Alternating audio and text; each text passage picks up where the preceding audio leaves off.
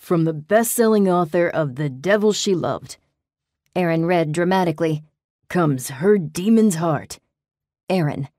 A scandalous new romance with Aaron. I growled, grabbing at my phone. He held the device higher, electric blue eyes dancing with mirth. Will Angela win her soul back from the demon who holds it, or... He cracked up, swallowed, and finished in a choked gargle.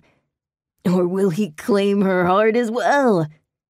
I took one more swipe from my phone, almost fell on the bar between us, then dropped back onto my heels. Folding my arms, I glowered at him.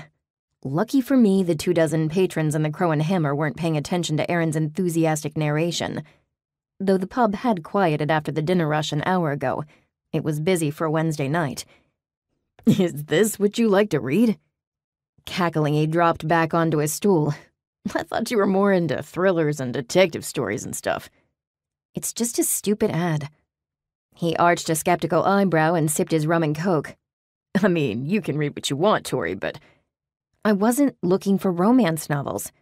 I plucked my phone out of his hand and closed the app displaying the unwanted ad. I was just doing some Googling earlier, okay?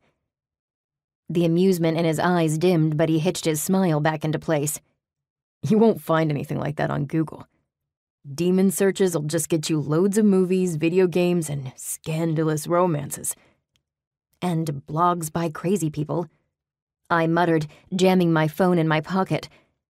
Trying a regular old internet search had been dumb, but I'd had no idea where to start. How did a not very mythical girl like me research demonic artifacts?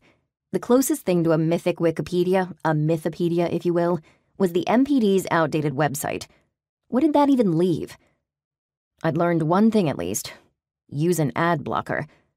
Whatever advertising tech juju had decided I was into fictional escapades with sexy devil men was hella determined. Not that some of the novels didn't look intriguing, but the topic lacked appeal right now. Noting Aaron's lingering smirk, I asked irritably, shouldn't you be working? We're done. Everyone is just bullshitting now. I looked past him. Clustered around several tables was a group that included not only the familiar faces of my fellow Gildeds, but also 6 members of Odin's Eye. I knew Mario, a demon contractor, but the others, 3 more tough-looking men and 2 equally tough women, were recent acquaintances. Chatting with the Crow and Hammer mythics, they lazily packed up their arrays of papers and maps. Leaning one hip on the bar, I let my gaze wander to the dimmest corner of the pub. My mouth quirked up and I laughed softly. Aaron followed my gaze. Subtle, aren't they? Tucked in the private little corner, Kai and Isa had their chairs pulled close. Ostensibly working, exactly 2 papers sat on their table. They were deep in conversation. His arm rested on the back of her chair and she was leaning into his side as he spoke. Yeah, super subtle.